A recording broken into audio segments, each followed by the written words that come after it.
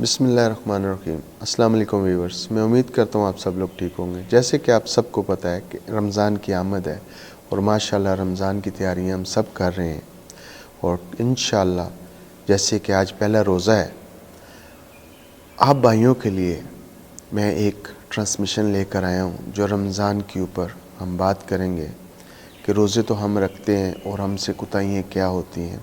میں نے میرے عزیز مولانا صاحب ہیں، قاری صاحب ہیں، ان کے ساتھ بات جب کی رمضان کے حوالے سے میں کچھ کرنا چاہتا ہوں، اور انہوں نے مجھے بھرپور ساتھ بھی دیا اور اعتماد بھی دلوایا، اور انہی کے اعتماد کی وجہ سے یہ سارا پروگرام میں نے مینیج کیا اور آپ لوگوں کے لیے لے کر آیا ہوں، اور میں امید کرتا ہوں آپ کو یہ سارا پروگرام پورا ماہ رمضان جو ہے آپ کو یہ پسند آئے گا۔ یا مصطفیٰ عطا ہو پھر اذن حاضری کا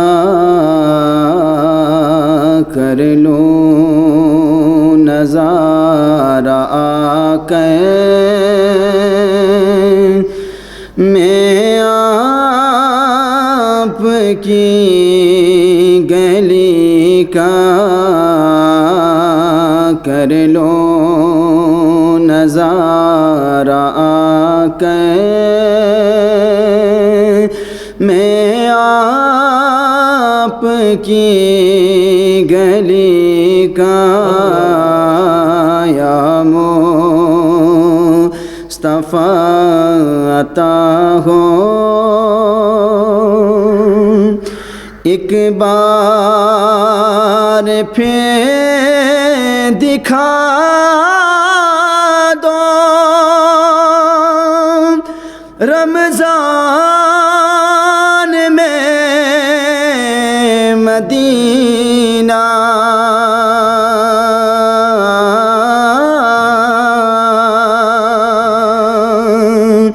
ایک بار پھر دکھا دو رمضان میں مدینہ بے شک بنا لو آقا مہمان دو گھڑی کا بے شک بنا لو آقا مہمان دو گھڑی کا یا مصطفیٰ عطا ہو پھر اذن حاضری کا کر لوں نظارہ آقا میں آپ کی گلی کا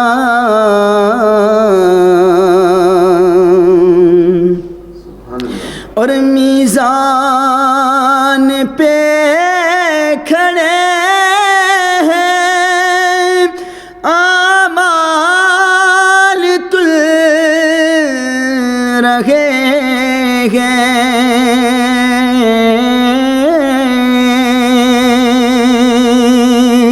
میزان پہ کھڑے ہیں اعمال تل رہے ہیں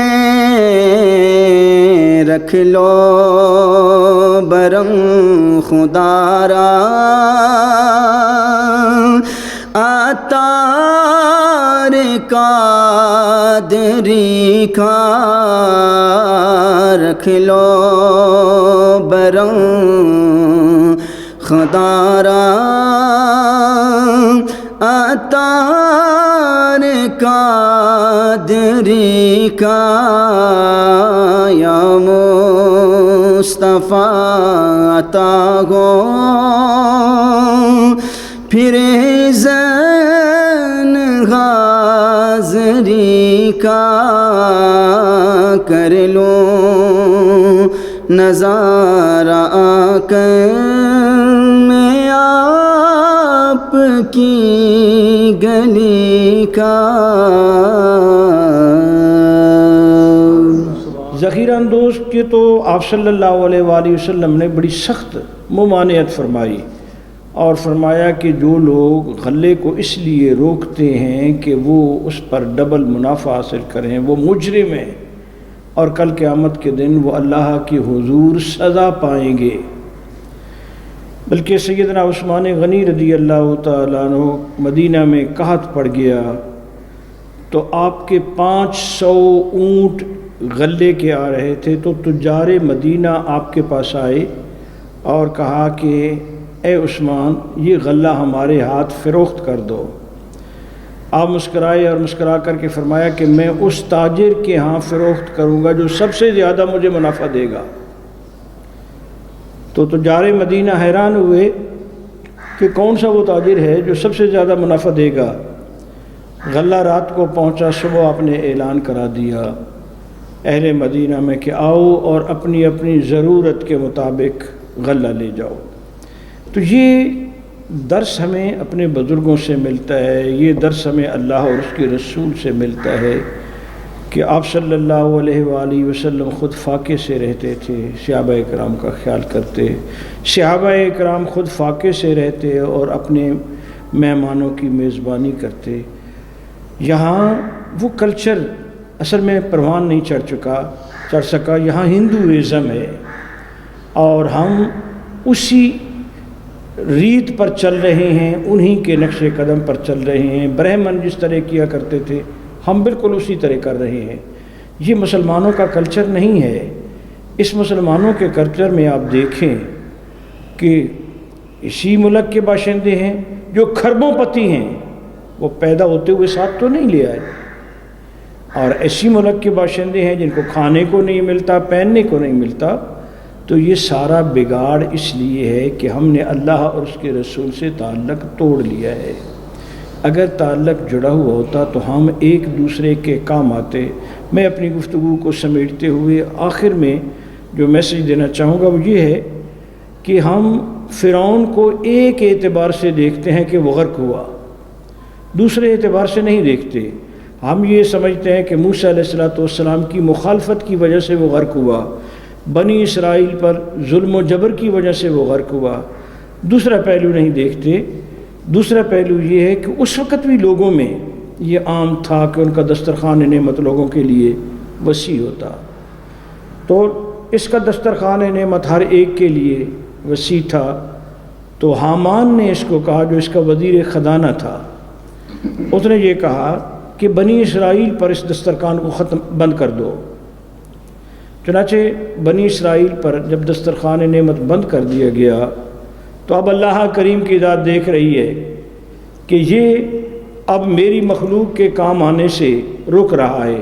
آپ صلی اللہ علیہ وسلم نے ارشاد فرمایا کہ تم میں سے سب سے بہترین فرد وہ ہے خیر الناس من ینفع الناس، جو لوگوں کے لیے نفع بخش ہو۔ تو یہ نفع بخش تھا۔ چنانچہ حامان نے سال کے بعد اس کو رپورٹ دی کہ خزانہ بھر گیا ہے، لہٰذا تم باقی لوگوں پر بھی دسترخوان نعمت بند کر دو۔ چنانچہ اس نے دوسروں پر بھی دسترخوان نعمت بند کر دیا۔ جب مکمل طور پر اس نے دسترخوان نعمت بند کیا تو اللہ کریم کی ذات نے جبریل امین کو کہا کہ بس اس نے میری مخلوق سے ناطہ توڑا ہے، میں اسے اپنا ناطہ توڑ رہا ہوں۔ اس کے بعد وہ غرق ہوتے ہوئے زبان سے پکارتا ہے کہ آمنت برب موسیٰ و ہارون، لیکن حکم ہوتا ہے کہ جبریل اس کے منہ میں جا کر کے مٹی ٹھونس دو کہ یہ میرے موسیٰ و ہارون کا نام نہ لے، اس لیے کہ مجھے اس پر رحم کرنا پڑ جائے گا۔ تو مخلوق سے ناطہ توڑنا اور پیسہ کمانا یہ ذخیرہ اندوزوں کا کام ہے، اور ذخیرہ اندوزی جو ہے اللہ اور اس کے رسول کے نزدیک بہت بڑا جرم ہے۔ اور پھر اس پر جو لوگ کمائیاں کرتے ہیں اور چاہتے ہیں کہ ہم رمضان المبارک میں رئیس بن جائیں، ان کو یہ سوچنا چاہیے کہ اس نیکی کے مہینے میں بجائے لوگوں کے کام آنے کے لوگوں پر ظلم کر رہے ہیں، اس ظلم کا حساب کل قیامت کے دن ان کو دینا پڑے گا۔ اللہ یہی سوال حضور رحمت عالم صلی اللہ تعالی علیہ وسلم نے جب فرمایا نا کہ بتاؤ میرے صحابہ غریب کون ہے، تو عرض کی یا رسول اللہ جو جھونپڑیوں میں بسنے والا، جس کے پاس کچھ نہ ہو۔ تو آپ نے کیا فرمایا کہ دن قیامت کا ہوگا، دن قیامت کا ہوگا جب بندے کو لایا جائے گا اس کے پاس کوئی عمل نہ ہوگا، کوئی عمل نہ ہوگا، اور جس کے ساتھ اس نے زیادتی کی ہوگی یا جس کا مال اس نے کھایا ہوگا، چاہے وہ رشوت کے زمرے میں، چاہے وہ غلط کمائی یعنی بزنس میں، تو پھر کیا ہوگا، وہ اس کی برائیاں بھی اس کے پلے میں ڈال دی جائیں گی اور وہ سب سے زیادہ کنگال ہوگا، غریب ہوگا۔ تو اس لیے آج اگر بزنس مین بزنس میں کھوٹ کر رہا ہے یا وہ اپنے نفع کو 10 گنا بڑھا رہا ہے، تو غریب تیرا نفع آخرت کے لیے بڑھ رہا ہے۔ میں یہی پیغام دوں گا کہ اگر آخرت کا امیر کو بھی خیال آ جائے کہ میرا اگر یہاں سے میں نے 50 گنا کمایا ہے، وہاں مجھے 50 لاکھ بدلہ دینا پڑے گا، تو کہاں سے لائے گا؟ اس لیے اسے رحم دلی، اسی لیے فرمایا نا کہ کرو مہربانی تم اہل زمین پر، کرو مہربانی تم اہل زمین پر، خدا مہربان ہوگا عرش بری پر۔ اللہ رب العزت ہمیں مخلوق خدا پر رحم کرنے کی توفیق دے، آمین۔ اے میرے کریم مالک، اے میرے رحیم مالک، اے میرے ارحم الراحمین مالک، ہم سب کو صحت اور تندرستی کے ساتھ اس رمضان المبارک کی میزبانی کرنے کی توفیق دے، اور اے مالک رحیم و کریم اس کے فیوض و برکات سے ہمیں مالا مال فرما، بکثرت ہمیں اپنے ذکر کی توفیق دینا۔ اے مالک کریم خاص طور پر جب ہم اس دنیا سے واپس لوٹیں تو ہم سب کی زبانوں پر ہو لا الہ الا اللہ محمد الرسول اللہ۔ اے مالک قبر میں اپنے محبوب کی ہمیں پہچان نصیب فرمانا، حشر کی ہولناکیوں سے بچنے کے لیے آپ کے دستے اقدس سے جام کوثر عطا فرمانا۔ اے مالک کریم ترازو عدل پر آپ کی شفاعت نصیب فرمانا، پل صراط سے گزرتے ہوئے آپ کی دعاؤں سے حصہ عطا فرمانا، جنت میں جانے کے لیے آپ کا گروپ نصیب فرمانا۔ اے مالک رحیم و کریم اسے اندرونی اور بیرونی فتنوں سے خلفشار سے محفوظ و مامون فرما۔ ربنا تقبل منا انك انت السميع العليم وتب علينا انك انت التواب الرحيم وصلى الله على حبيبنا الكريم سيدنا محمد وعلى اله وصحبه اجمعين۔ میں امید کرتا ہوں آپ کو یہ پروگرام پسند آیا ہوگا۔ ملتے ہیں کل ایک نئے ٹاپک کے ساتھ۔ اللہ حافظ۔